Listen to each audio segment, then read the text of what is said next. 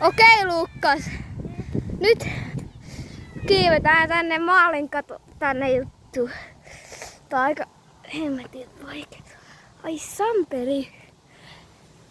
Eihän tää ole yhtään. Me tehdään videot sit silleen, että on niinku isommille lapsille ja sitten on niinku pienemmille lapsille. Että on sellainen, että jotkut vanhemmat kattoo niiden lasten kännykkää ja näkee täällä videon, niin voi sanoa, että jotkut siis yleensä meidän sisältö on ihan lapsi. Sisältö paitsi tämä.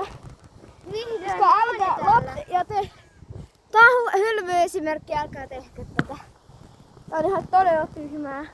Mä anöille täällä. Tää on vaikeeta. Crash out, mun jalkoihin sattuu sika. No mut joo. Mä pidän vaan tästä kiinni. Tää ei oo ihan vaikeeta. Mä pidän vaan tästä ylätolvasta kiinni, niin sit mun ei tarvii niinku... No niin.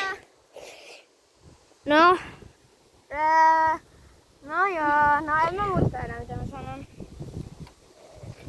Joo, tällainen. Sit mun kaveri lähtee Kuopioon, ollaan tää kanava. Tää on meidän yhteinen kanava, mutta on se kännykällä. Niin Me voidaan myös niin. tehdä omia videoita. Niin sit kun se tulee Kuopiosta, niin me tehdään ihan sikan lisää videoita. Tänäänkin me tehdään niin paljon videoita.